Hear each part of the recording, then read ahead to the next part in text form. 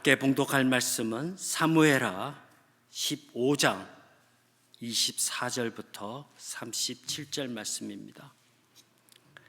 사무엘하 15장 24절부터 37절 말씀입니다. 한 절씩 봉독하겠습니다.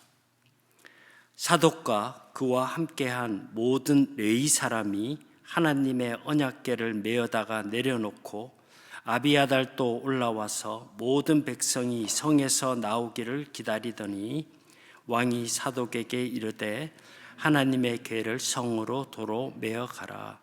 만일 내가 여호와 앞에서 은혜를 얻으면 도로 나를 인도하사 내게 그 궤와 그 계신대를 보이시리라. 그러나 저가 말씀하시기를 내가 너를 기뻐하지 아니한다 하시면 종이 여기 있사오니 선이 여기시는 대로 내게 행하시옵소서 하리라. 왕이 또 제사장 사독에게 이르되 내가 선견자가 아니냐. 너는 너희의 두 아들 곧 내 아들 아하마스와 아비아달의 아들 요나단을 데리고 평안히 성으로 돌아가라.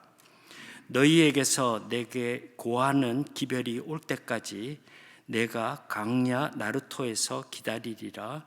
사독과 아비나달이 하나님의 궤를 예루살렘으로 도로 메어다 놓고 거기 유하니라. 다윗이 감람산 길로 올라갈 때에 머리를 가리우고 맨발로 울며 행하고 저와 함께 가는 백성들도 각각 그 머리를 가리우고 울며 올라가니라.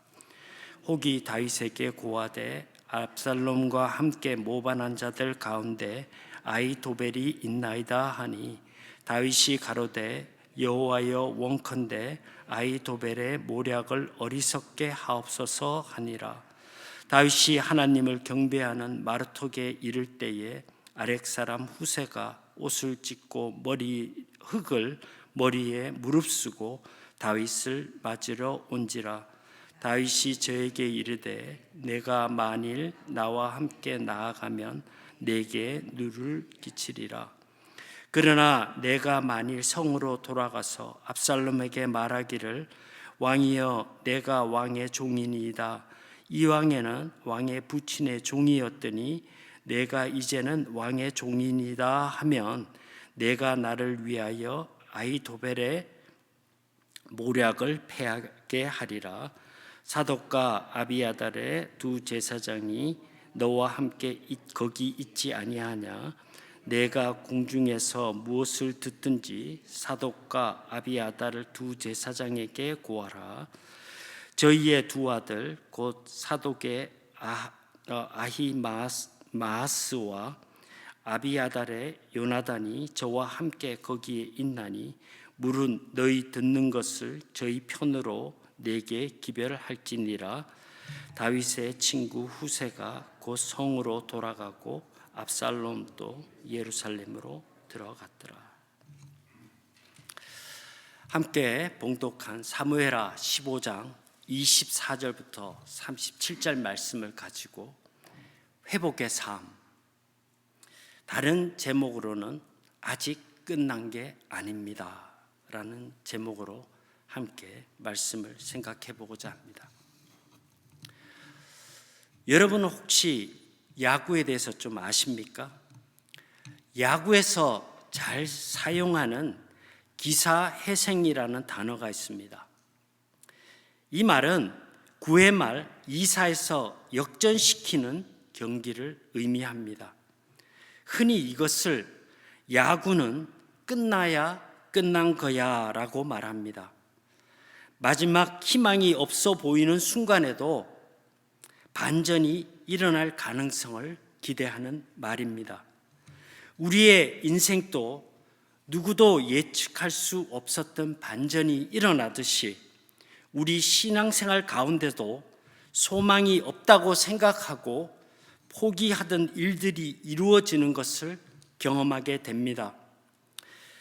또는 언제 내가 그런 기도를 했는지 잊어버린 일들도 한참 지난 후에 하나님의 은혜로 이루어졌다는 사실을 그리스도인이면 다 경험해 보았을 것입니다. 그래서 열심을 다해 드렸던 기도에 응답이 없다고 실망하거나 낙심하지 말아야 한다는 것입니다. 그리스도인에게 기도는 아버지와 자녀와의 관계에 기초하고 있기 때문에 하나님께서 우리의 기도에 응답하시고 하나님의 뜻 가운데 이루어 주신다는 것입니다. 기도는 아직 끝난 게 아니라 끝나야 알 수 있다는 것, 즉 하나님의 손에 달려 있다는 것입니다. 오늘 본문 내용을 살펴보면 15장 24절부터 29절에는 언약궤에 대한 내용이 먼저 나옵니다. 법궤는 하나님의 임재와 왕권의 정통성을 상징하는 도구로서 압살롬의 반역으로 인해서 피난길에 오른 다윗에게는 절대적으로 필요한 것이었습니다. 사독과 아비아달과 다른 레위인들은 충성스럽게도 다윗의 편에 섰고 다윗이 떠난다면 어디든지 언약궤를 메고 다윗과 동행하겠다고 다짐합니다. 그리고 그들은 언약궤를 통해서 다윗에 대한 하나님의 뜻을 전하겠다고 말합니다. 24절 말씀입니다. 사독과 그와 함께한 모든 레위 사람이 하나님의 언약궤를 메어다가 내려놓고 아비아달도 올라와서 모든 백성이 성에서 나오기를 기다리더니, 이것은 다윗이 압살롬의 반역 상황에서 자신의 실추된 권위를 회복할 수 있는 큰 명분이 생겼다고 할 수 있습니다. 하지만 다윗은 하나님의 법궤를 왕의 전유물로 삼지 않고 이스라엘 백성에게 주신 하나님의 임재의 상징이라고 여깁니다.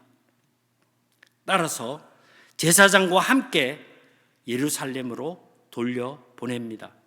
25절 말씀입니다. 왕이 사독에게 이르되 하나님의 궤를 성으로 도로 메어 가라. 만일 내가 여호와 앞에서 은혜를 얻으면 도로 나를 인도하사 내게 그 궤와 그 계신대를 보이시리라. 다윗은 하나님의 언약궤가 그의 곁에 있는 것보다 하나님의 은혜가 함께 있는 것이 더 중요한 것이라고 여긴다는 말입니다. 하나님 앞에 자신을 지극히 낮추는 겸손의 모습을 보여주고 있습니다.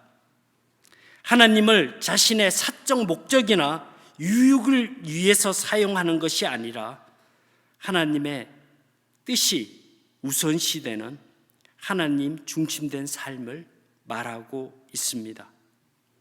밧세바와의 간음 사건으로 하나님 앞에 범죄하였던 모습과는 크게 달라진 모습이라 할 수 있습니다. 즉 회복된 삶을 살게 되었다는 것입니다. 26절 말씀입니다. 그러나 저가 말씀하시기를 내가 너를 기뻐하지 아니한다 하시면 종이 여기사오니 선히 여기시는 대로 내게 행하시옵소서 하리라.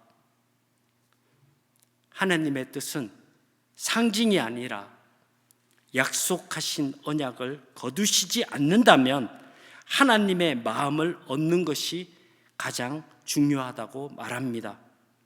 신앙의 핵심은 하나님께서 함께 하시는 것이지 형식이나 상징이 아니라는 말입니다. 이 구절에서 의미하는 바를 세 가지로 생각해 보면 첫 번째로는 다윗은 하나님의 언약궤가 안전하기를 바랍니다. 압살롬이 아무리 악한 마음을 가지고 있다고 할지라도 하나님의 법궤를 함부로 하지 않을 것이라고 생각합니다. 둘째로는 다시 예루살렘으로 돌아와서 하나님의 집에서 특별한 은혜를 누리기를 열망하고 있다는 것입니다. 세 번째로는 한치의 앞도 알 수 없는 광야의 길에서 하나님의 뜻을 기다리는 마음을 볼 수가 있습니다. 자신의 무가치함을 인정하고 하나님의 뜻에 철저히 순복하겠다는 진정한 겸손과 순종의 자세가 나타나 있습니다. 오늘 말씀에 보면 선히 여기시는 대로 내게 행하시옵소서. 이 구절은 하나님의 행하시는 것은 모든 것이 선하고 옳다는 고백을 하고 있습니다. 하나님께서 원하시는 대로 내게 행하시면 내가 순종하겠다는 신앙의 결단을 보여주고 있는 것입니다. 우리는 다윗의 신앙적 결단에서 무엇을 배워야 합니까? 현재 상태에 대해서 부정적이기도 하고 불평하기보다는 하나님의 선하신 손길을 기대하고 바라보는 신앙이 우리에게 필요하다는 것입니다. 그리고 앞날에 대해 두려움을 갖지 말고 모든 결과가 하나님의 손에 달려있다는 사실을 인식하고 믿는 것이 중요하다는 사실을 교훈하고 있습니다. 28절 말씀입니다.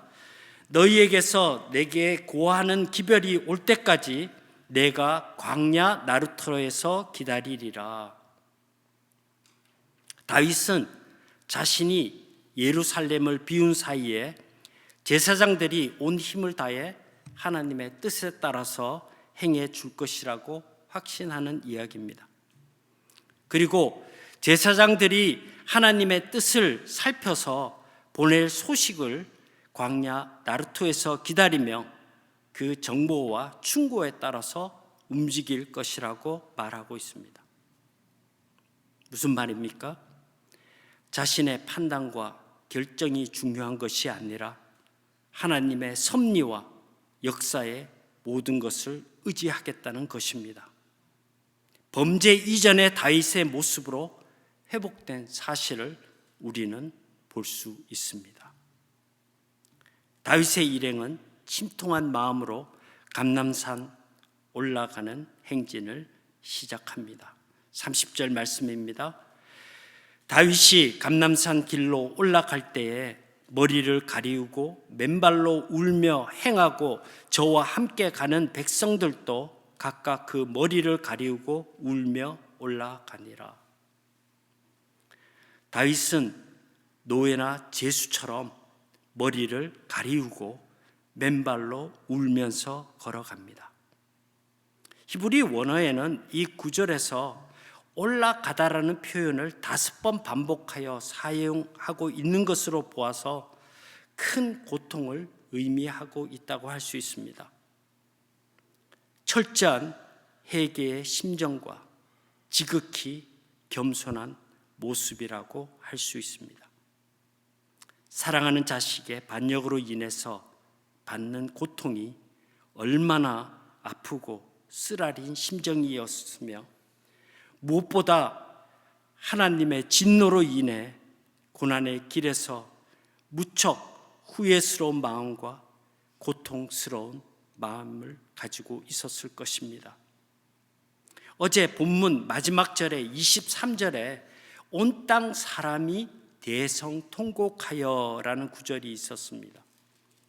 그 구절에서 알 수 있듯이 다윗의 상심과 괴로움이 얼마나 컸으면 따르던 모든 무리도 함께 괴로움과 슬픔을 나누기 위해서 크게 울었습니다. 하나님께 진정한 회개의 응답과 위로는 자신만이 아니라 모든 사람들로부터 함께 나누어지고 전해진다는 사실을 우리는 알 수 있습니다. 그리고 둘째는 15장 31절부터 37절에서 다윗의 친구 후세를 통한 기도의 응답을 우리는 볼 수 있습니다. 31절 말씀입니다. 혹이 다윗에게도 고하되 압살롬과 함께 모반한 자들 가운데 아히도벨이 있나이다 하니 다윗이 가로되 여호와여 원컨대 아히도벨의 모략을 어리석게 하옵소서 하니라. 다윗의 지략가였던 아히도벨이 압살롬의 반역에 함께 하고 있다는 것과 충신이었던 그의 배신이 다윗의 마음을 크게 아프게 하였습니다. 다윗에게 큰 수치임이 동시에 큰 위협이 되었다고 할 수 있습니다. 그 아히도벨은 수천의 군사와 맞먹을 정도로 뛰어난 지략가였으며 다윗에게 특별한 대신이었습니다. 그러나 그의 손녀인 밧세바 사건으로 인해서 다윗에게 상처를 받았던 아히도벨은 다윗을 배신하고 압살롬 편에 쓴 것입니다. 얼마나 뼈아픈 상황이면 그의 모략이 실패하도록 기도하고 있습니다. 다윗은 사람 아히도벨이 실패하도록 기도한 것이 아닙니다. 그의 모략이 허위로 돌아가도록 기도하고 있습니다. 지략가 아히도벨의 능력을 아는 다윗은 그의 모략을 막을 수 있고 그를 제지할 수 있는 분은 오직 하나님뿐이라고 요청하는 기도를 하고 있는 것입니다. 어려운 일을 당할 때 하나님과 관계가 회복된 삶을 사는 사람의 모습이며 신앙적 자세라고 할 수 있습니다. 다윗의 기도의 응답은 신속하게 이루어집니다. 32절 말씀입니다. 다윗이 하나님을 경외하는 마르턱에 이를 때에 아렉 사람 후세가 옷을 찢고 흙을 머리에 무릅쓰고 다윗을 맞으러 온지라.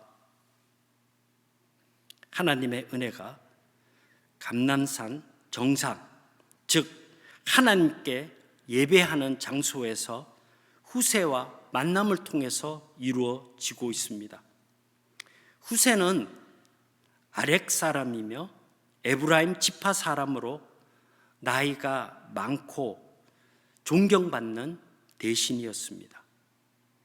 그는 왕의 자문위원으로 활동하였던 사람이며 뛰어난 지략가였으면서도 선견자였다고 성경은 말하고 있습니다. 이런 후세가 피난길에 오른 다윗 왕의 어려움을 위로하기 위해서 옷을 찢고 흙을 뒤집어 쓰고 애통한 심정으로 맞이하고 있는 것입니다. 다윗의 간절한 기도의 응답입니다. 후세는 제사장 사독과 아비아달과 함께 국내 소식을 파악하고 예루살렘의 회복을 위해 상의하는 임무를 부여받았고 성으로 돌아가게 됩니다. 34절 말씀입니다. 그러나 만일 성으로 돌아가서 압살롬에게 말하기를 왕이여 내가 왕의 종이니이다. 이 왕에는 왕의 부친의 종이었더니 내가 이제는 왕의 종이니이다 하면 내가 나를 위하여 아히도벨의 모략을 패하게 하리라. 후세는 나이가 많기 때문에 다윗과 함께 광야에서 고난의 행군을 하는 대신에 예루살렘에서 압살롬의 신임을 받아서 아히도벨과 이간질 시킴으로써 압살롬의 모략을 방해하도록 부탁한 것입니다. 다윗에게 후세는 아히도벨의 배신을 상세하고도 남을 정도로 뛰어나고 신앙적인 인물입니다. 하나님의 도움의 손길은 암울하고 답답한 상황 속에 있던 다윗에게 긴급한 기도에 대한 응답으로 후세를 준비해 주신 것입니다. 하나님의 사람 후세를 보내셔서 희망이 보이지 않았던 모든 고난의 상황을 역전시키시는 하나님을 보여주고 있습니다. 그리스도인은 기도가 기도로 끝나지 않고 기도에 응답하시고 하나님의 뜻에 합당하게 실현시키시는 하나님이심을 믿어야 할 것입니다. 기도는 순간적으로 이루어지기도 하지만 나의 순종과 헌신을 통해서 성취되어감을 보고 느낄 수 있도록 긴 시간을 통해서 이루어지기도 합니다. 또한 하나님의 사역과 하나님의 영광을 위한 기도는 도움의 손길을 보내시고 하나님께서 기뻐하시는 일로 성취되도록 하십니다. 말씀을 정리하겠습니다. 다윗은 자신의 범죄로 인해서 다시 광야로 내몰리는 고통과 처참한 상황에 놓이게 되었습니다.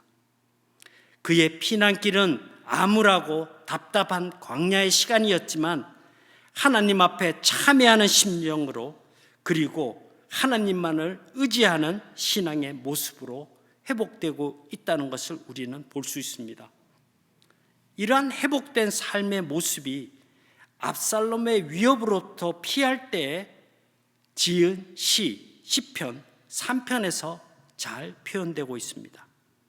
1절부터 2절은 나의 대적, 나를 치려는 자가 많고 그들은 하나님의 도움을 받지 못할 것이라고 모함한다고 했습니다. 그리고 3절부터 5절 말씀에는 나의 방패, 나의 영광, 나의 머리 되시는 하나님께서 나의 간절한 기도 소리에 응답하시고 나의 생명을 지키시고 보호해 주실 것을 간구합니다. 그리고 6절 말씀에 보면 천만이 대적하고 나를 치려고 해도 더 이상 나는 두려움이 없다, 이렇게 고백합니다. 그리고 7절부터 8절 말씀에 보면 나를 구원하실 분은 오직 하나님밖에 없기 때문에 하나님께서 악한 원수들의 뺨을 치시고 이를 꺾을 것이라고 이야기합니다. 즉 그의 원수들을 괴멸시킬 것을 확신하는 표현이라고 할 수 있습니다. 또한 미래에 일어날 일을 이미 이루실 것을 믿고 신뢰하는 기도라고도 할 수 있습니다. 모든 상황은 최악이었지만 하나님께서 간섭하시고 다스리시면 반전이 일어난다는 확신 있는 믿음으로 회복된 다윗의 모습을 우리는 볼 수 있습니다. 기도를 통해 역사하시는 하나님을 만나는 여러분이 되시기를 바랍니다.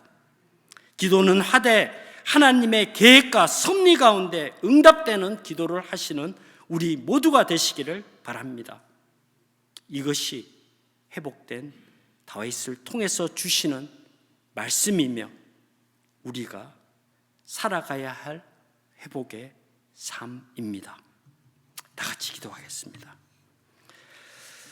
하나님 아버지, 힘들고 고통스러운 광야와 같은 세상을 살고 있지만 모든 순간마다 기도할 수 있는 은혜를 허락해 주시니 감사를 드립니다.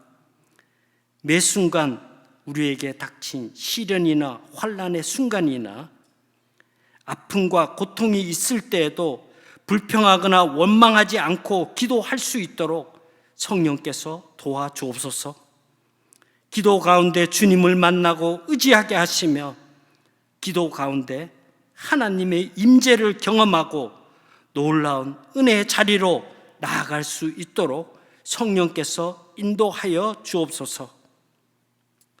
가족을 잃은 마음 아프고 슬픈 가운데 있다고 할지라도, 비록 외롭고 고통 순간에 있다고 할지라도 우리를 치유하시고 회복시켜 주시는 하나님을 기대하고 바라보는 믿음의 눈을 뜨게 하여 주옵소서. 오늘도 우리를 성령 안에서 간절한 기도의 삶을 살도록 하시며 하나님을 만나고 의지하는 회복의 삶을 통해서 역사하시며 함께 하시는 우리 주 예수 그리스도의 이름으로 간절히 기도하옵나이다. 아멘.